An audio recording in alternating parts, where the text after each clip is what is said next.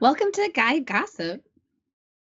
Hey, Aisla. I can't tell. The screen is a little different this go round than usual. How's it going today? Really well. Thank you for noticing my new background. I'm very excited to have upgraded from the boring white closet door that I was using. It suits you. It has that bohemian kind of, it suits you.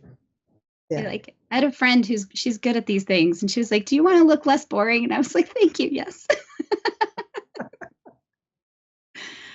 I am so excited. We have some really exciting things coming up for Her Many Voices and things that are in the works. And you're finally back in Amsterdam after a little bit of extra travel for your family and for some work things.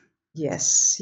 It was a good trip, but it's nice to be back home. And we actually have some beautiful weather. And if you know anything about Amsterdam, it doesn't happen that often. As much as in Colorado, you get 330 days a year of sunshine. In Amsterdam, you get maybe 30 days out of the year of sunshine. So I am very grateful that we've got some decent weather right now. I'm solar powered, so I understand that. Aha. I moved to Colorado from the Pacific Northwest, and I did not realize how different my life would be with more sun in it. So it does make a difference. And a lot of people, they go through that sad, that season sort of kind of thing because of the lack of sunshine. It's a real thing. There are people who they flee the Netherlands. They flee Amsterdam and maybe go to Portugal or Spain or somewhere, where they can get some sunshine and warmth. Yeah. And I understand why. Yeah. But today I have gratitude. I love that. Well, and it's interesting because one of the things that we talk about a lot at Her Many Voices and on Gaia Gossip is about our relationship to nature. And we have such an interesting relationship with the sun. When you think about it, there's a lot of warnings, at least in the US, that talk about don't get sun exposure because it has some risks. But they've also been releasing recently articles about how you can't eat it in a pill. Like vitamin D isn't enough. There's something that literally happens uniquely when you are out in nature in the sun.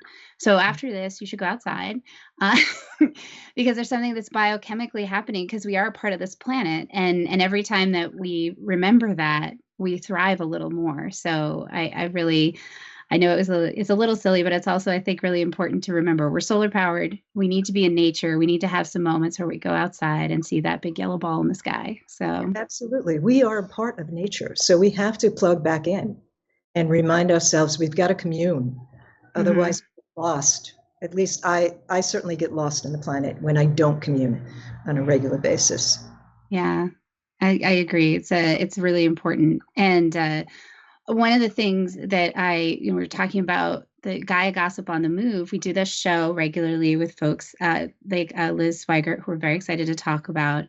And recently, one of our longtime partners and a friend to us as people and to Her Many Voices, Maren Krings, we talked about her coming on to host a more on the move in the experience, in the environment type of show, which I'm really excited about because Maren is just so bubbly and informative. So I can't wait. That's going to start next week. Yeah, I'm looking forward to that as well. Maren, she did a book. We had her on the show some time ago, and she wrote a book, H is for Hemp. It's written on hemp paper. Maren traveled for 4 years. basically living out of her car, going to remote areas on the planet, getting the stories of who's doing what within the hemp industry. She might be in a remote village in Mongolia and working with, interviewing women who are weaving or something like that. And I know she's working on another book right now. We happened to catch her at a good time, and she is truly on the go. So looking forward to what she's going to be bringing to the table as well. Yeah. One of the things I find inspiring about her in that story of her journey, and I do, if you're watching the show and you don't remember Marin, if you go look for H's for Hemp in the playlist and watch it episode, you'll be very delighted. But the thing that really struck me in her journey was she didn't start out to investigate hemp. She came to industrial hemp, and originally she thought it was going to be a 4-month, I'm going to go investigate the refugee crisis. And every thread she pulled led to another one.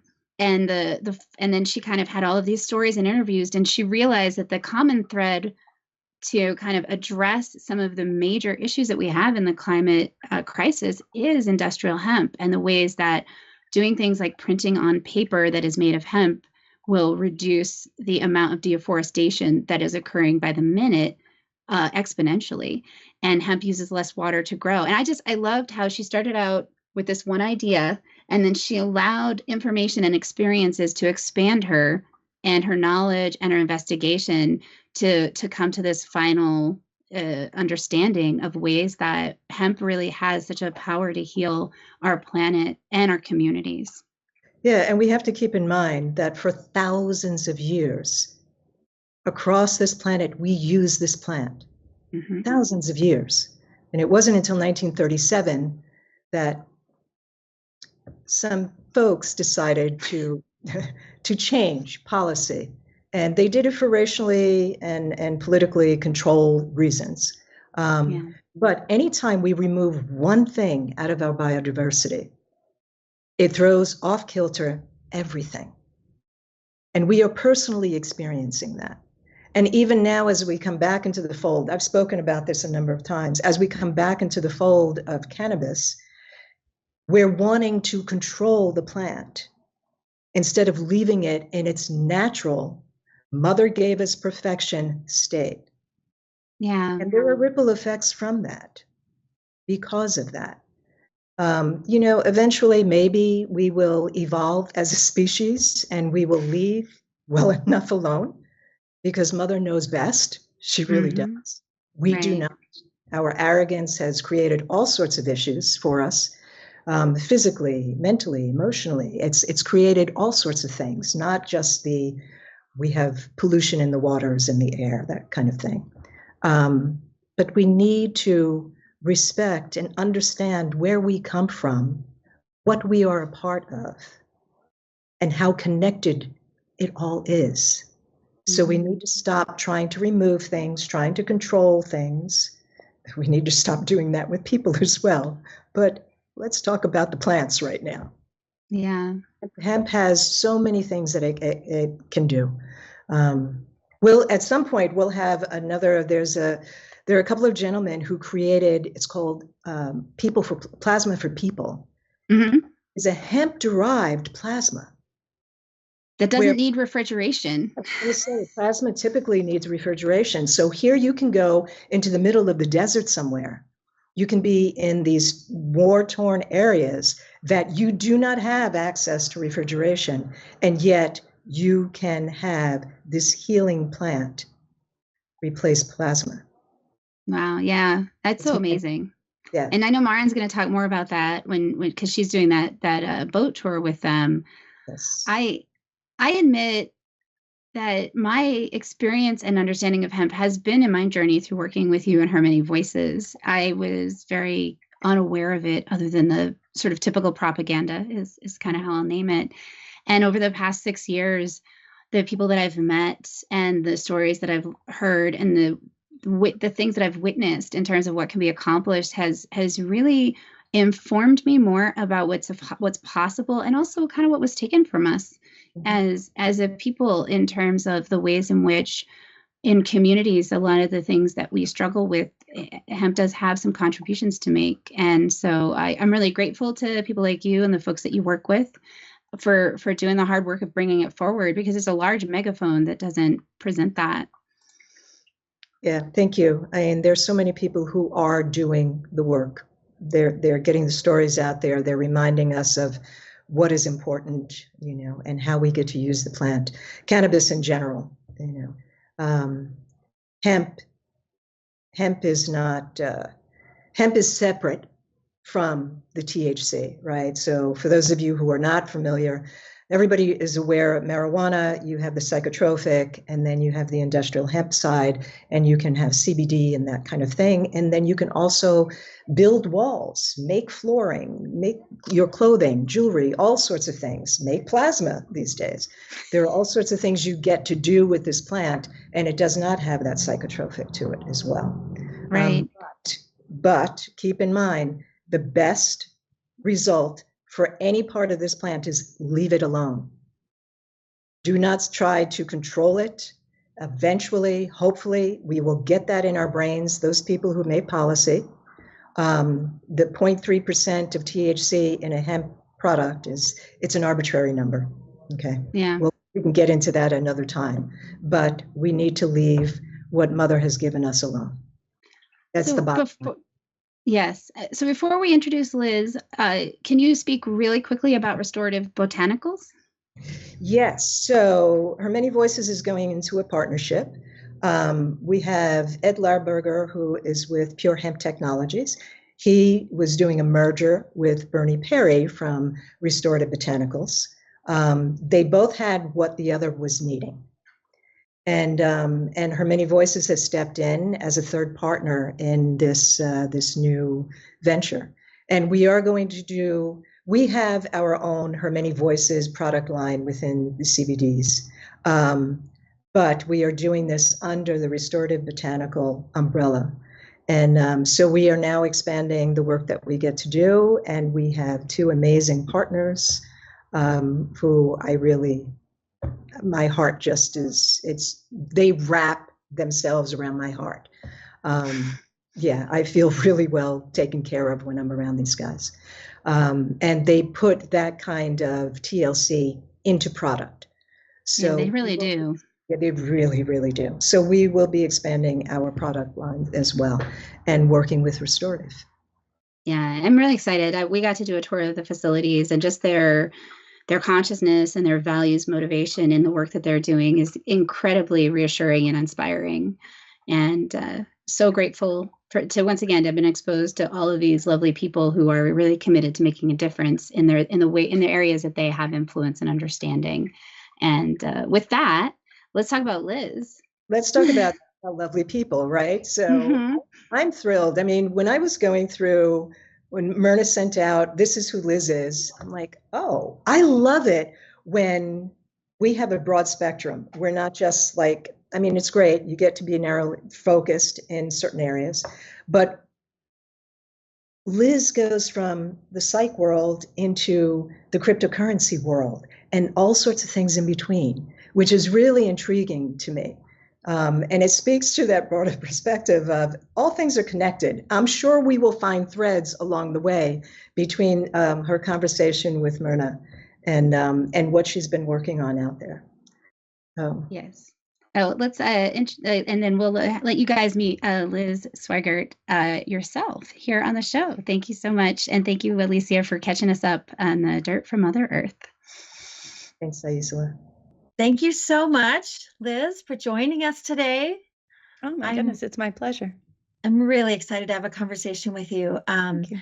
Alicia and Aisla, thank you as well. That was really great introduction. And I love how we're talking about nature and natural products, all the things, all the benefits of hemp, all these things that nature brings to us in the natural world. And as Alicia was saying, that's really sort of foundational and core for Her Many Voices, right? That's something we talk about a lot. And now we'll take this whole conversation to a new level because we're bringing in the intersection of nature and technology, the natural world, and then bringing in technology. And with artificial intelligence and and, blockchain and those kinds of things. And the thing is, it's inevitable that these things are coming together.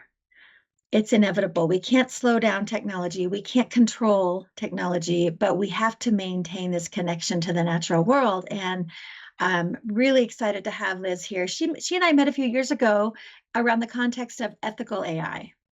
It's something we are both extremely passionate about. We've had many deep discussions about it. And so I'm really thrilled here, Liz, that you're here with us so that we can just kind of dive a little bit into that and just share. First of all, though, please introduce yourself and your background. I know you have a PhD in organizational leadership psychology, the psychology piece. You're also a fellow currently at Vanderbilt, which is actually in the STIR lab. It's a Socio-Technical Interaction Research lab. So share a little bit more about who you are before we dive in. Absolutely. And oh my goodness, so there are so many threads for us to pull on. Well, let me first begin by acknowledging I am speaking to you from what is now the greater Houston area, but I want to acknowledge the Akokisa people who are the traditional custodians of the land that I am on, and pay my respects to their elders, past, present, and emerging. As I think about that connection, I think about the connection of the land and what we build on, and then we build systems, and then those systems connect to other systems. We are all interconnected and interdependent. So I started off in New York City.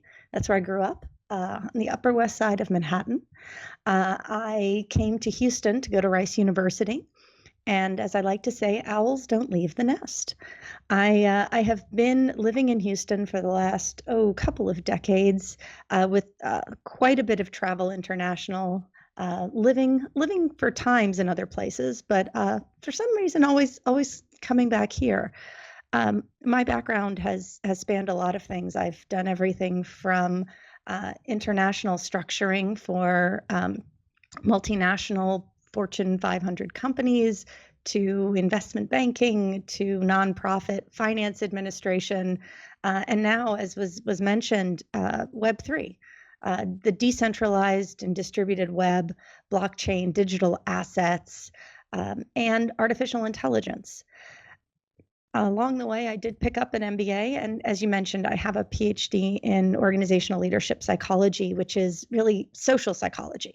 So I'm particularly interested in why we do the things that we do in groups and how leadership emerges from those interactions. And as I bring all of that together with my interest in systems, it starts to engage with things like, well, how are we using systems in a generative fashion? How are we using this technology to make ourselves better? Tech is human. Technology is built by humans for humans.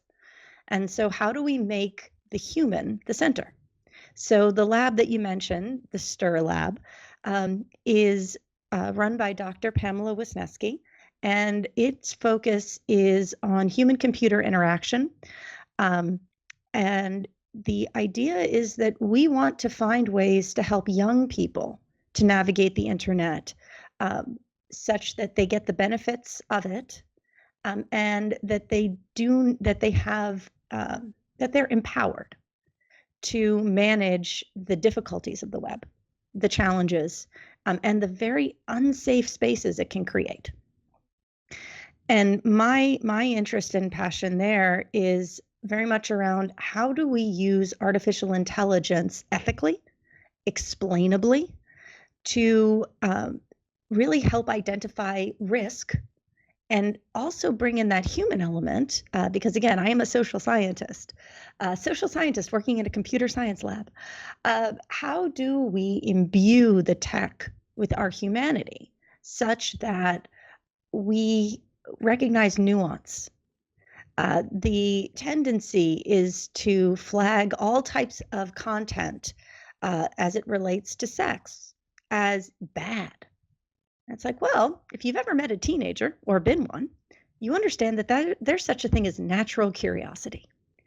And so how do we create ways for natural curiosity to flourish while not also creating an environment where harm can easily be done to someone who is vulnerable.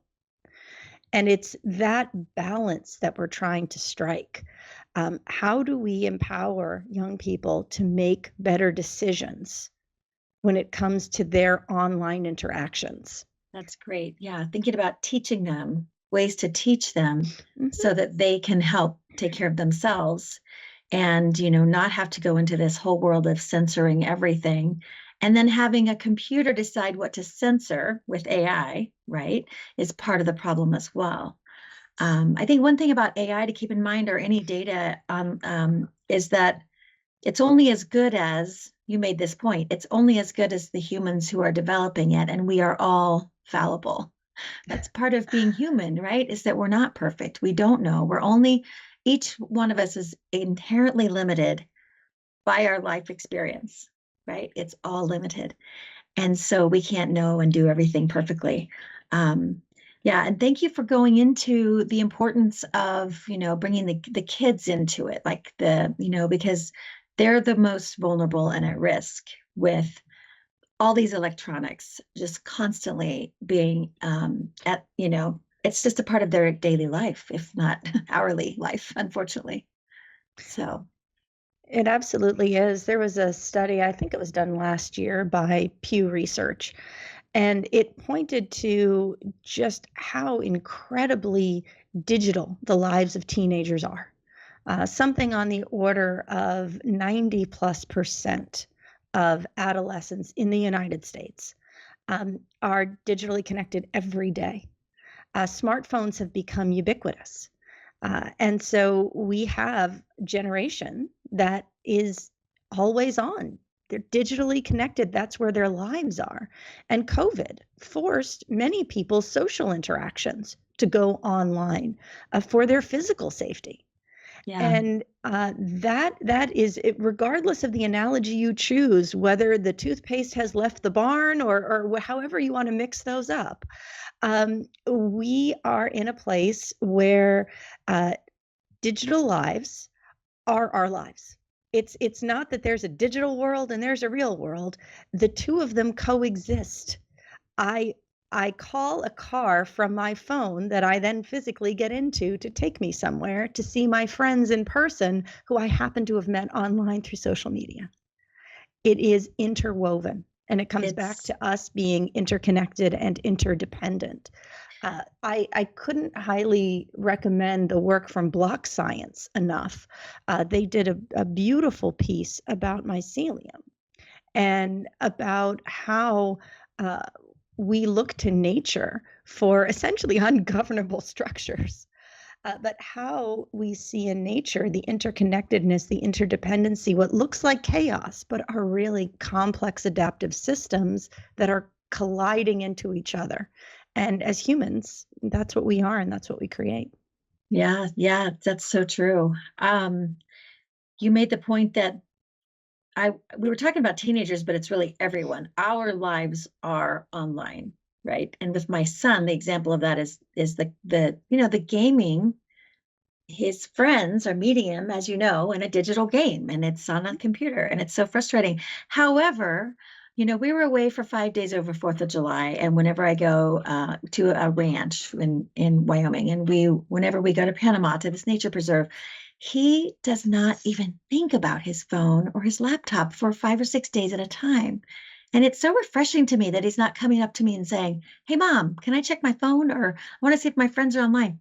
He doesn't even think about it, which proves the point of the value, right, for all of us, to really, when we're immersed in nature, but also with people we love, right, with other people, you don't want it or need it. That's so reassuring even now. Of course it's true, but yet, thank God it's true. Well, the psychologist in me comes out. I mean, human beings our brains come standard with two things. The first one is a survival instinct. Number one is stay alive. Number two is connect with other humans so you can see number one, stay alive. And it has nothing to do with introversion or extroversion or whether or not someone is gregarious. We need each other. we will die alone. And so when we think about how technology integrates with that, one of the slippery slopes for young people, or really anyone, falling into what feels like a dependency on technology, is first that their preference for interaction socially moves entirely online. They lose the desire and ultimately the ability to connect in person. And then secondarily, they look to the internet to regulate their mood. Those are two of the major indicators. When those things get off kilter, that's where the technology dependency can really creep in. And what we see is that young people and their social media use tends to be held out more than maybe adults. Although it is, as you noted, there's a lot of universality in this. People will go online and they'll post all sorts of things to get attention, maybe negative attention. But if you're not feeling good about yourself and all of a sudden people are paying attention to you, that can feel good. That's a mood booster. And as was said in the intro to the show, sunshine's an incredible mood booster. And you're not going to get sunshine from the screen of your phone. So how do we empower all people with the tools that they need to interact positively with other humans, to boost their mood, to know how to do those things? And a lot of it is, and I come back to this, frequently and quite a bit when I'm coaching and folks, is that no one's really doing the best they can. Everybody's doing the best they know how. And there's typically a chasm between the best you can do and the best you know how right now. And to me, it also helps to get us out of sort of this tyranny of now. It's like, well, I can't do it. It's like, no, you just haven't learned yet. Yet to me is the antidote to now. And so as we think about, how are we building resilience? How are we equipping people to make better choices in how they engage online, which translates directly into how they engage in person? It's about creating opportunities for people to learn how to do better, to excite people about learning. And again, we are naturally curious creatures. So how do we lean into our curiosity and lean into that as a way to empower ourselves and others to learn how to do better? Because when we do that, we flourish. And when I think about what is the purpose of everything that I'm doing, it's promote human flourishing. And we do that by connecting with one another meaningfully. And now we have ways to do that are in digital spaces, in virtual spaces, as we're doing right now. So there's a lot of benefit to be gained. And we also have to balance that with losing ourselves to the technology. And we do that when we lose the human centricity.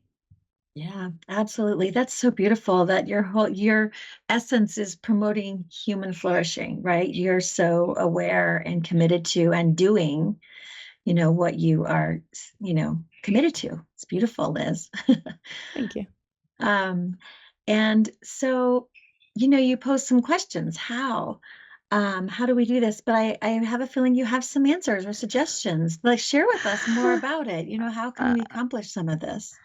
Oh, I have observations, and I have hard-earned lessons from my own experience that others are welcome to take, but I promise your mileage will vary. When I think about some of the work that I've been privileged to see my colleagues do, and this is, I'm going to come back to the realm of artificial intelligence because it is so prevalent right now, the discussion. I'm glad to see that the discussion is happening so publicly. I'm also occasionally taken aback by how oblivious we are sometimes to just how artificial intelligence is existing in the moment and being so aware and conscious of how we're experiencing it. So right now, as you and I are speaking to one another across screens, there's artificial intelligence baked into all of the software at every level of the technology that we're using to communicate with one another, whether it is determining lighting and filtering and camera resolution and sound and noise reduction, whatever it is, it's present with us now. And so one of the things that I think we have to be aware of is that we're not getting away from it. Like it's present and it's around us. It's somewhat similar to the conversations I have with folks about petroleum products. Um, there's stuff in everything around you, and being very aware of what is in your environment and how it's acting on you. One of the things that I've seen in the research, and I found so fascinating, is that the folks who will do best in a world of manipulated images and information, where artificial intelligence through algorithms determines what information is presented to you on a computer screen. The people who will do best are actually the people who can take themselves out of the moment. If you know, when you go to a movie and you're so engrossed in the story that you're physically present, you feel physically present in the scene, and it takes a moment when the movie ends for you to realize, oh no, I'm not in that world. I'm here. And that's how it triggers those emotional reactions in us, because we are so present in those moments. That's what artificial intelligence has the ability to do to us as we are doom scrolling through social media. We become so lost in the moment, we can't take ourselves out and say, wait a second, I need to critically interrogate the information that I'm being presented with right now. I'm shown images. I am told what these images depict. And I have to ask, is this real? Is this true? Being able to take yourself out of those emotionally charged moments, having that level of situational awareness in addition to your own self-awareness. So when we think about the components of emotional intelligence, humanity, emotional intelligence is what is going to help us to survive the technology. First of all, it's our self-awareness. What am I feeling? And what's bringing up these feelings? What is this connected to? Because most of the time, if we react in a situation, it's not really about that situation. It's about 6 situations ago. Many of them relate to our childhood, but that's therapy, and that's for a conversation for a different day. But we think about our self-awareness. The next piece we go to is our situational awareness. What is happening around me? And that's the piece where, especially with artificial intelligence being so ubiquitous in our lives, we have to hone that muscle. We have to strengthen that muscle even more. We have to be aware of what is happening in my environment and how is it acting on me? How am I acting on my environment? In other words, what data am I providing to the system that it is now using to turn around on me? You think of something along the lines of ChatGPT that people use so frequently. You can train it. You can tell it, I do this, I like that, I speak this way, and it learns over time. You are providing it with information about you that it is then turning around and using on you. So how am I interacting with my environment? How is my environment interacting with me? And how is everybody around me feeling? That's your situational awareness. You combine those two things and you develop the ability to self-regulate. I know what I'm feeling. Yeah. I know what's happening around me. I have choices in how I respond. And being able to pull out of that moment, as you said.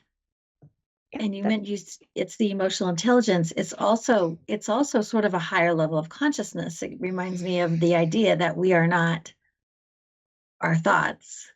We're the one listening to our own thoughts. Mm-hmm. And therefore we can zoom out, right, and observe, become the observer. And then when we can observe ourselves interacting online and getting sucked in, and our emotions even changing, or that kind of thing, then we have the ability to, as you said, pull out and respond appropriately, rather than sort of this instinctual reaction that is often a negative reaction. Exactly, and that's we hear the word triggers thrown around a lot. A trigger is a stimulus.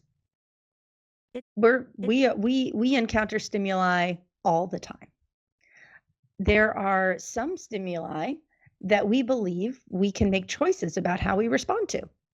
And there are others that we feel that we have a single knee-jerk reaction to. A trigger is a stimulus that we only feel we can respond to in one way. And part of the process that we go through is learning how to take those stimuli and make them just stimuli. Yes, something has come up. And now I recognize that I have a choice in how I respond. It's how we turn triggers back into stimuli. And when we deal with technology, particularly artificial intelligence, we are given a lot of stimuli. And our ability in the moment, and that's the maturity piece. The maturity piece is being able to not look at it in retrospect, but do it at the time.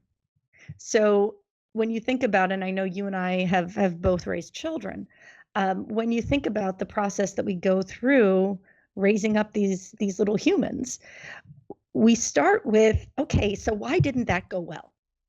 Our processes as people, we don't start with the, let me think about what I'm doing in the moment. We start with the conversation afterwards of, so honey, why do you think the waffle iron burned you? We learn first by doing, right? The direct experience. As we mature and evolve, we move into what Albert Bandura described as social learning. We learn through observation and mimicry. Oh, I saw my older sister touch the waffle iron and burned herself. As the younger sibling, I will not do that. Social learning. We learn and we mature. But as you think about how this goes as a kid, kids are not thinking in the moment, let me think about all the reasons why I don't want to touch the waffle iron. Nope, hand on the waffle iron. As we mature and as we grow, hopefully, what happens is we have the ability to back it up so that it's not retrospective in terms of, oh, why did I do the thing? We're able to do that in the moment. And that's the piece where when we think about the intersection of the humanity and the technology, that's the piece, and I know I feel like I'm just hammering away at this, but that's the piece where we have the opportunity to empower ourselves and to take back our agency with the tech. Yeah, as a human, remaining the ultimate authority on our own experience and our own lives. And that includes how we deal with everything with technology. Mm-hmm. We have agency. Yeah, you made a point earlier that I'd like to reiterate around the way that one of the ways that this goes back to our original discussions about ethical AI, one of the ways that we can, continue to make sure that what our experiences are healthy, if you will, and is to keep the human and the humanity in the experience. And you mentioned emotions and these things, there's always going to be the opportunity for humans to stay involved and just keep things in control to some extent. Could you maybe share more about that? Sure. So, I come back to a lot of the work that's being done by my colleagues at Vanderbilt and at other places as well. Looking at, particularly with young people online, how are we creating spaces that are really centered around users? So several of my colleagues have written papers where they've identified just how little in the software realm is designed with input from teens related to their online safety. We see this happen in policy realms across issues and across groups. We have people who have no context with, lived experience with, or any other relevant knowledge, making decisions about what's best for others. Putting humans front and center means getting input, getting information, when software products are coming, testing them with people. So putting people back at the center and understanding what is it that is motivating? What is it that is driving? What are the real problems that we're like, what are the practical real world problems that these folks are facing that I may not be aware of because of the lenses of privilege that I look through? And something I've seen in some work that was done recently, looking at how young people, particularly those in especially vulnerable groups, so take LGBTQIA plus young people, they don't have many sources of reliable sex education that are relevant to them. And so they go looking in the same place everybody goes looking for information, the internet. And when you have systems that are designed by adults who are terrified that young people will find out about sex, all of a sudden, everything is flagged as a crisis. And to borrow a line from Dash in the movie The Incredibles, when everything is a crisis, nothing is. And so we have created crises from natural curiosity, from what otherwise are positive experiences of young people reaching out to peers for emotional support. And we've now done everything but criminalize them. And it's a strange space to be in, because we're trying to navigate the nuance and uncertainty of humanity. And there are very few things that have more nuance and uncertainty than being human. And we're trying to intersect that with systems that only understand zeros and ones. Because at the end of the day, artificial intelligence isn't actually looking stuff up online and researching and thinking about it and creating it for you. It's an algorithm. It's an algorithm with variables that have been weighted.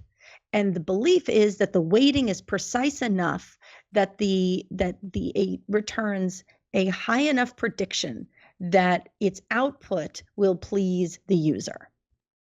That's what we're dealing with. We're dealing with our inputs and the variable in the equation that it's run through, producing an answer that feels true enough to us. And when we think about how do we navigate nuance and uncertainty when we are working with systems that are inherently binary? Humans are wonderful at forcing ourselves into artificial binaries. Because again, going back to the whole number one job, stay alive. When your number one job is to stay alive and you are confronted with a saber-toothed tiger, you hopefully have some sort of heuristic or mental shortcut that tells you turn around and run. That's how you stay alive. That's not a great moment to think about, I wonder what this saber-toothed tiger's motivations are. No, turn around and run. Stay alive. When we think about how we make decisions, we do really well when we have as few choices as possible. It's one of the reasons why many of us struggle with like the menus of restaurants that are 35 pages long, and then you end up ordering the mac and cheese every single time. And it's like, because I just need an answer. We do well when we eliminate choices and get it down to A or B, 1 or 0, or even better, where we don't make a decision and therefore make a decision. Like our favorite decision-making algorithm is, I'm going to make a decision by not making a decision. By not acting, the decision will be made for me. Because we're terrible at assessing risk and we're really not great at this. We don't really, it's like, get them down, make it easy. And so we're trying to take humanity and turn it into ones and zeros. And that's not really. Yeah. And when you say forcing ourselves into a binary, you're saying that it's sort of like the world is not black and white. There's so much gray, right? There's so much beautiful gray and different gradients. But in order to cope or make decisions or be able to deal with life, we're kind of forcing ourselves into black and white. I find myself doing that as well when I try to understand a topic. Even though I know it's nuanced, I sometimes do that where I'm like, it's black or white, but I know it's not. So I understand what you're saying about how humans, how that works. You said something about that the AI results, all we need is for it, all they want is for the person who runs the algorithm, for us to feel good, for the result to feel good, to make us feel good. Yeah, I'd love to know more about that. And it seems like it doesn't necessarily mean it's what's best for you, right? No, it's what will prompt a certain behavior, right? Yeah. It's about driving behavior. Yeah. It's kind of everything is. What I intended to say with that statement is that, especially for folks who haven't really spent much time on the nuts and bolts or the guts of how artificial intelligence works, it seems like it's much more qualitative than it really is. It is an attempt to take largely qualitative inputs, translate them into numerical values, identify the key variables, weight those variables, and it's a prediction model. The idea is with any algorithm is you're trying to determine whether or not you can predict with a high enough likelihood that something is yes or no.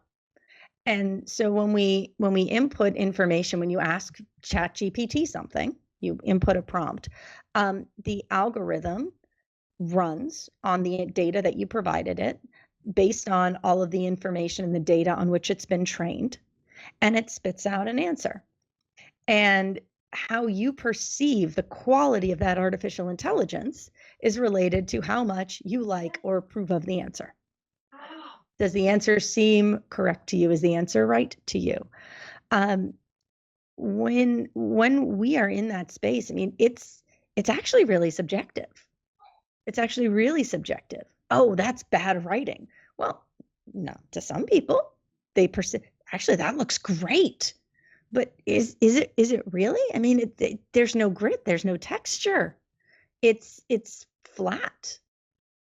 And yet it is something that is it's an amalgamation. I mean, it's really what it is. What you're looking at is you're looking at how data is being recombined in front of you in real time, taking the information that was input before, the information you have input now, and creating an answer that has, according to the algorithm, the highest likelihood of being the correct response to the prompt.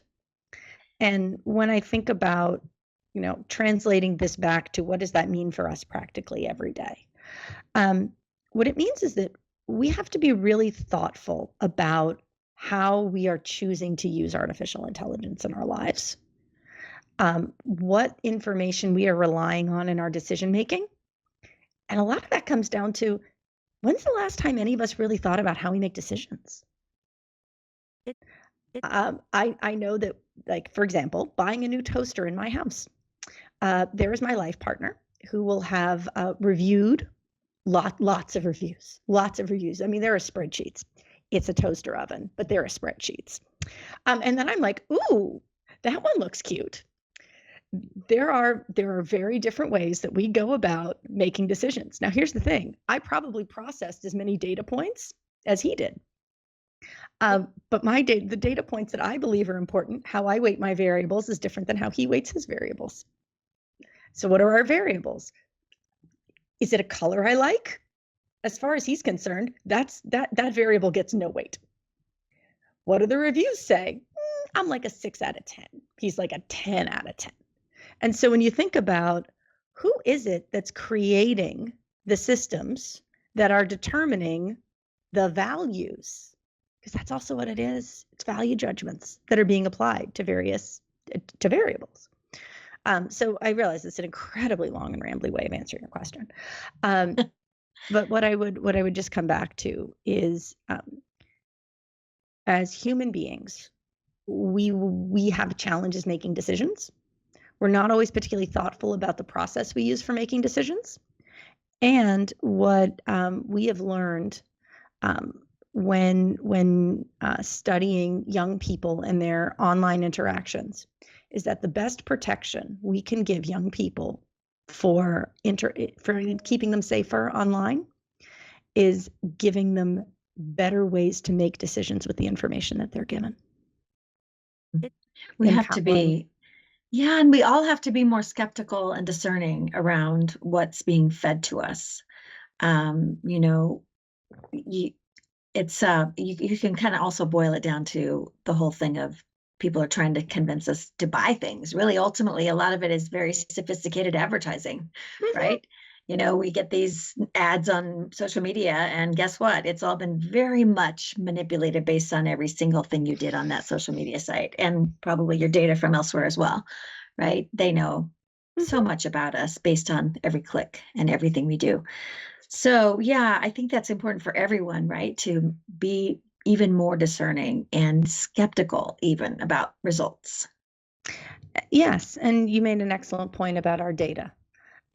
One of the things that I look at, and I'm very interested in from a research perspective, is the idea of identity, digital identity in particular. I am not my keys. I am not my username. I am not the trace information that you can scrape from all of my online interactions. I am me. And that is not how our current system is built. Our current system is built off of marketing to an identity that is constructed from my data. And how do we empower one another to actually be the owners of our own data? To not continuously create systems of extraction and exploitation.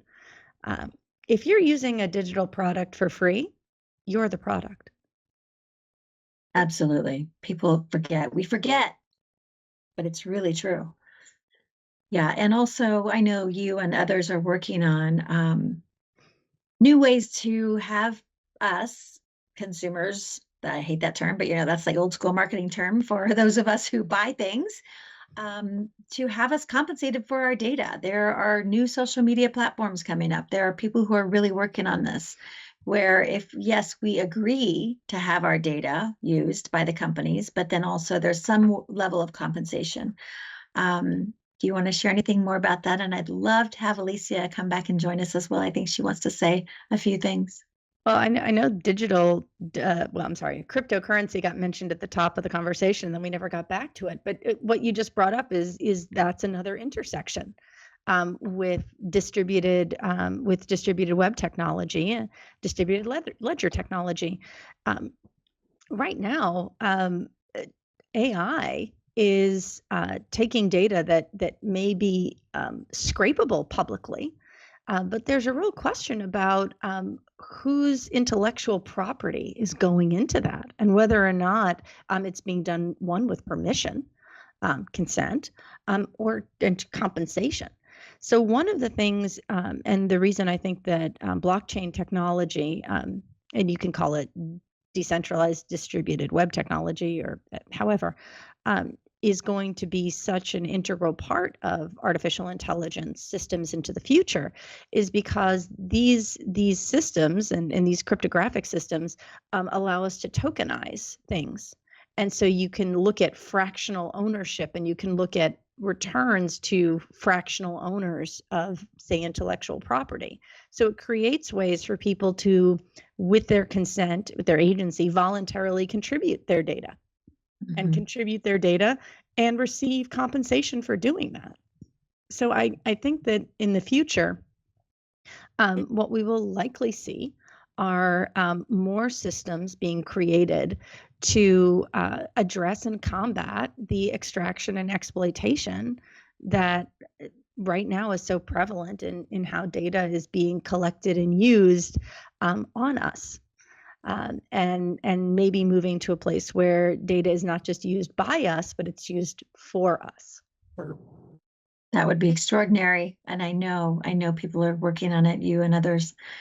Thank you, Liz. Alicia, would you like to join us? Yes, Liz, I'm blown away. There were so many times I'm sitting back here, like wanting to jump in, because you hit a real core for me. As a matter of fact, I was having a flash of what is my experience around anything tech-wise. I always have nightmares around tech, but I'm always curious about it as well.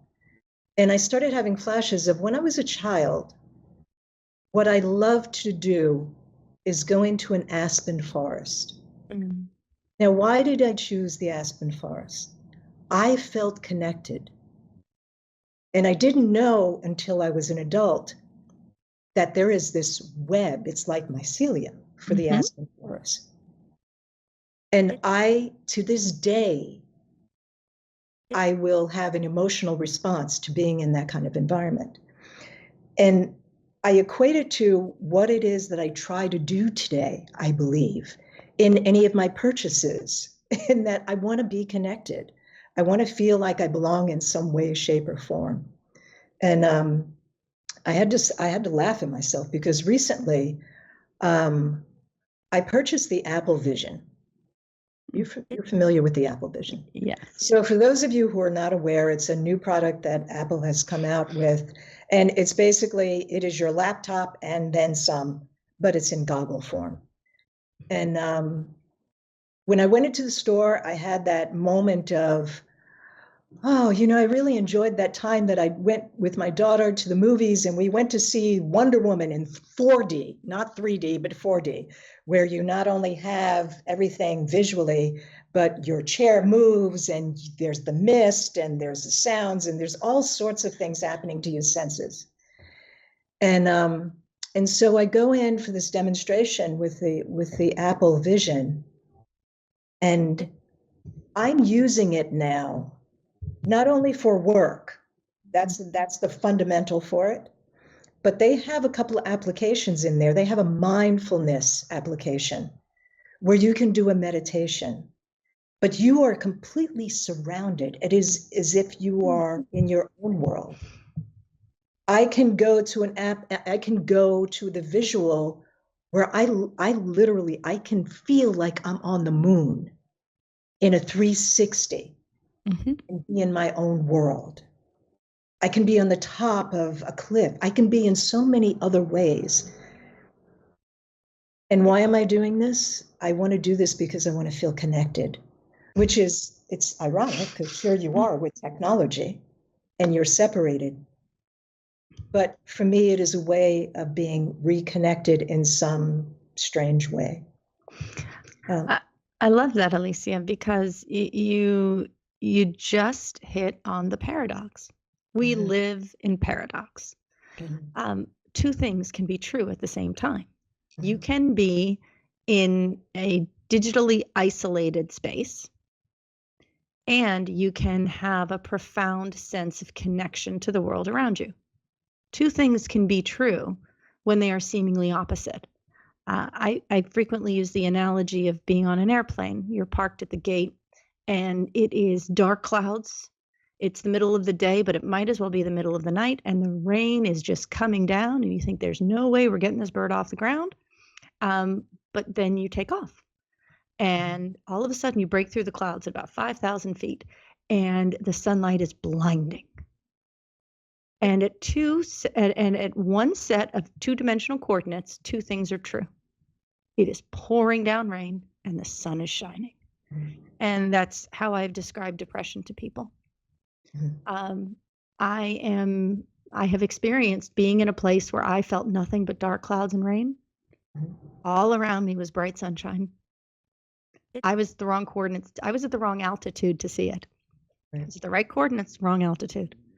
And to your point about dimensionality, that is what we are looking at, is how two things can seemingly be true that shouldn't be able to be true. But when we have different worlds. You have a digital world, you have a real world. And now we have augmented reality that combines the two in ways that almost feel seamless and will as the technology improves. We as humans have to learn how to fully live in that paradox. And Myrna, to your point earlier, be cognizant of it at the time. I know we're getting ready. We should end within a couple of minutes here, but I did want to ask you, I had concerns when it came to my youngest about, I gave her an iPhone when she was 13. She is glued to that phone today, and she's an influencer. And I have mixed feelings about it, right? Did I do this too soon? Did I not educate her on certain things? All of the stuff that goes through your head, and how is that going to influence your child as they develop? and become the amazing adults that they become. And I've witnessed, I mean, I watch people put technology in their 2-year-old's hand. And aside from even to have the electrical issues, when is really a good, healthy time to do something like, here's your smartphone, or here is your whatever? What is a really good, healthy time? So it is wildly context dependent. If we were all privileged to be sufficiently affluent, for single parents to not need to be able to do things like take showers, if we had all the privilege in the world, we could make a broad decision that would be applicable and correct for everyone. We can't, because we don't live in that world. And I have no judgment at all for people who have made decisions about how they will use technology in their parenting. I'm not here to make or pass judgment on that. The literature is quite mixed. There is, and again, it's culturally, a lot of it is culturally and context dependent. What the literature has shown us is that it is the human centricity that most helps us protect young people online and in use of digital devices.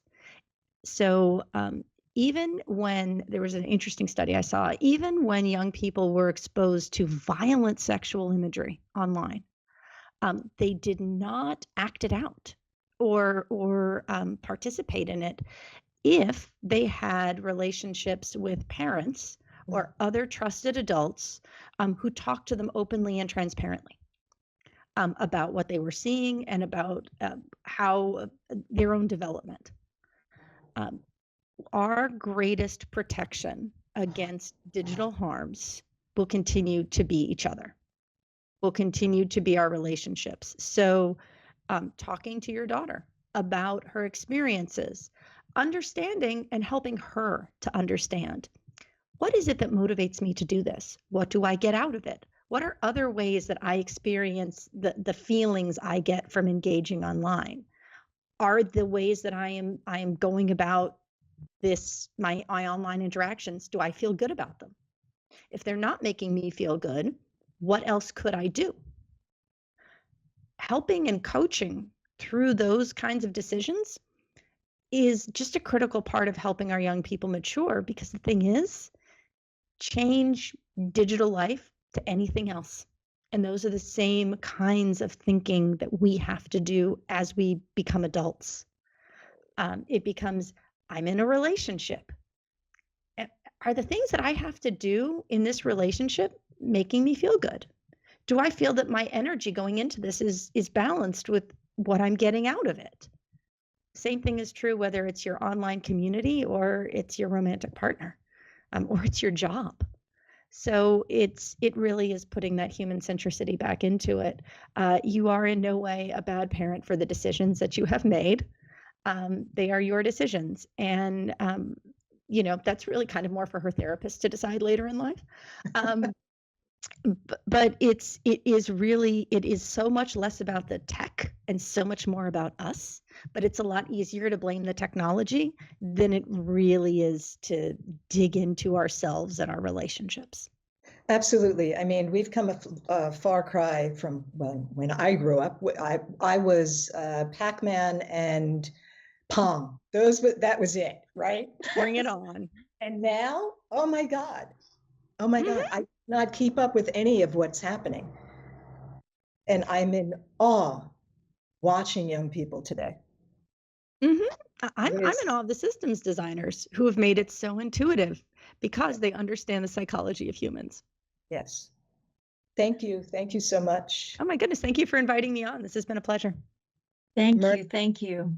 Yet again. Yeah. Thank you. Thank you so much. I really enjoyed this, and I hope everyone did, and I hope we all learned something. I'm always learning something from you guys. Thank you so much. It was beautiful. Have a beautiful day, everyone. Thanks for joining us.